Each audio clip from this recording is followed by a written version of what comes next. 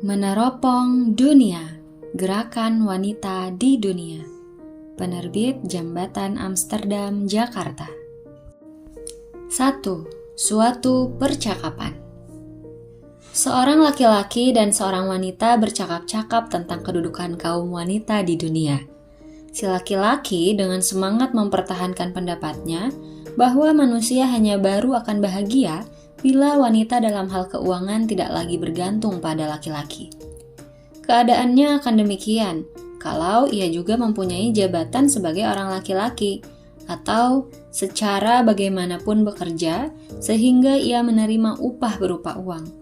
Kata si laki-laki, kehidupan keluarga akan bertambah baik kalau si perempuan dapat berdiri sendiri dan tidak dipaksa tinggal dengan suaminya karena takut tidak dapat makan dan pakaian. Lihatlah istriku, katanya. 20 tahun pekerjaannya hanya menyelenggarakan rumah tangga. Seandainya ia akan menceraikan dirinya dari aku, tentu ia tak akan tahu bagaimana dapat makan karena ia tak sanggup bekerja sebagai apapun juga.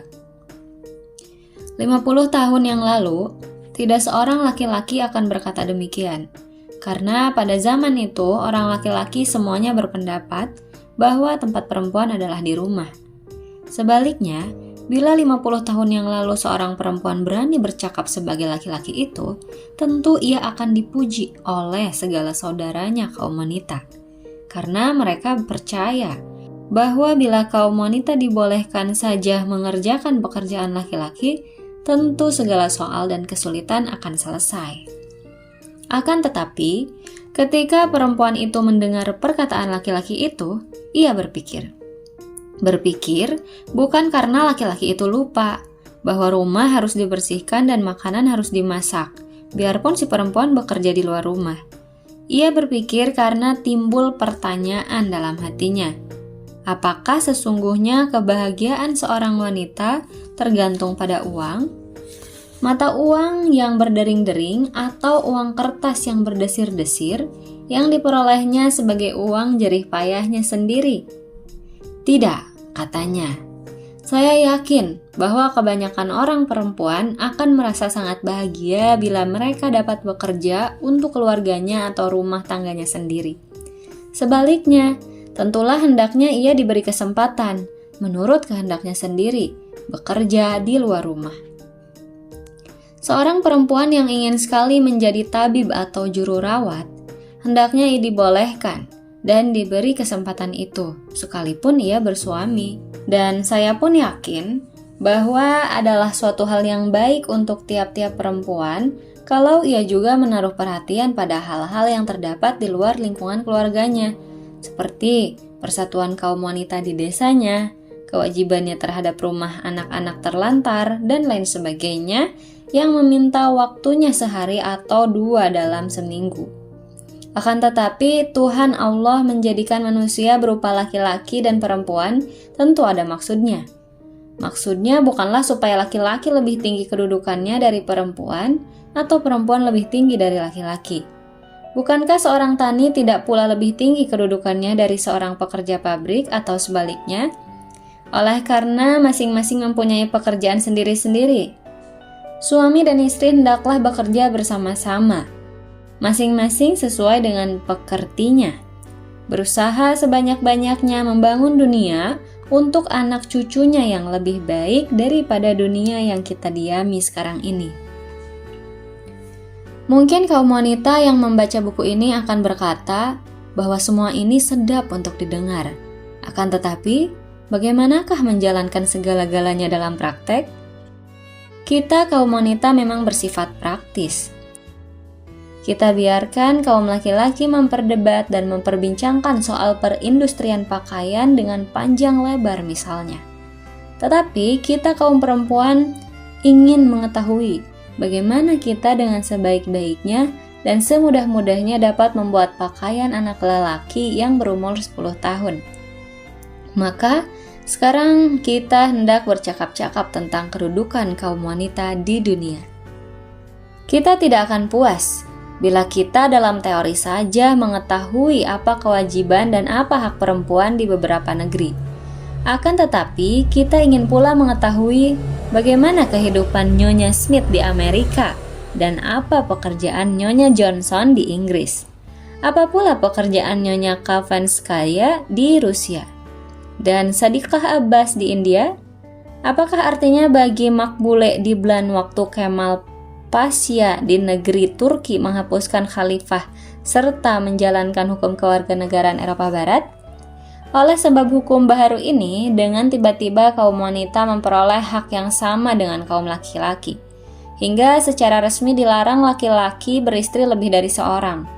Bagaimanakah kehidupan Nyonya Xiong di negeri Tiongkok? Inilah beberapa di antara banyak pertanyaan yang mendesak. Kaum ibulah yang melahirkan angkatan baru. Sebab itu kita insyaf bahwa masa yang silam itu mempunyai arti. Kita tahu bahwa manusia tidak begitu saja dijadikan Tuhan di atas dunia, tapi bahwa ia mempunyai banyak hubungan dengan masa yang silam. Kita dapat mengenal anak laki-laki atau perempuan itu bila kita mengetahui keadaan yang telah lampau. Kita dapat mengerti kedudukan kaum wanita di dunia pada masa ini bila kita telah meninjau masa yang lampau.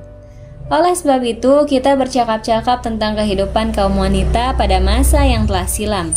Boleh jadi wanita-wanita itu ternama, seperti Annie Marie van Schurman, seorang ahli pengetahuan di abad ke-17, Mary Wollstonecraft di tahun 1790 yang bercita-cita hendak mempraktekkan segala azas-azas revolusi Prancis, yakni kemerdekaan, persamaan, dan persaudaraan pada kaum wanita.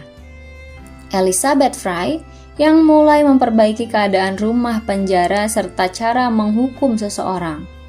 Elizabeth Stanton yang berani menentang orang-orang lain, malah juga suaminya, dalam memperjuangkan hak pilih bagi kaum wanita tahun 1848. Dan Raden Ajeng Kartini yang sudah terkenal itu.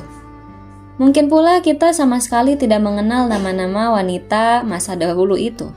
Dan hanya dari buku-buku atau gambar-gambar saja kita dapat mengetahui kehidupan mereka serba sedikit.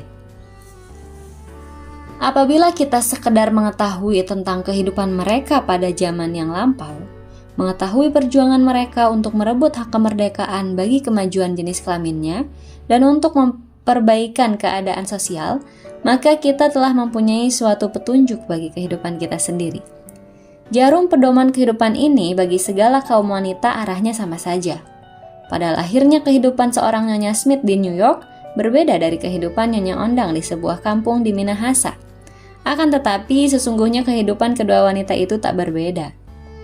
Hanya Nyonya Smith makanannya ialah beberapa makanan dalam kaleng yang diambilnya dari peti esnya. Dan ia membersihkan rumahnya dengan penghisap debu listrik. Sedangkan Nyonya Ondang memasak nasi dari beras yang ditanamnya sendiri dan membersihkan rumah dengan sapu biasa. Tetapi bukan ini hal yang penting.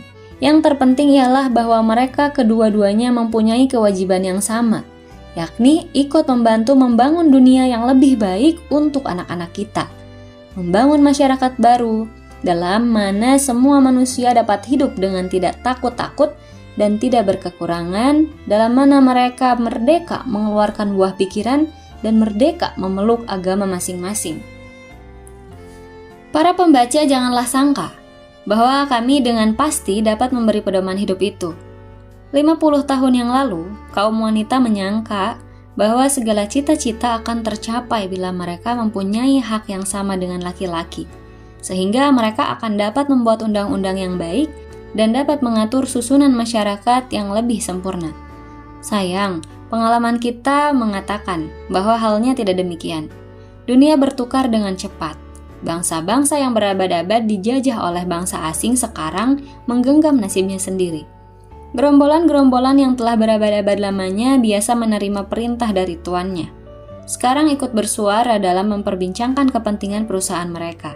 Perempuan yang dari abad ke abad menjadi hamba suaminya, sekarang menjadi makhluk yang dapat berpikir dan bertindak dengan bebas, yang dapat menyebut dan memandang kaum laki-laki sebagai teman.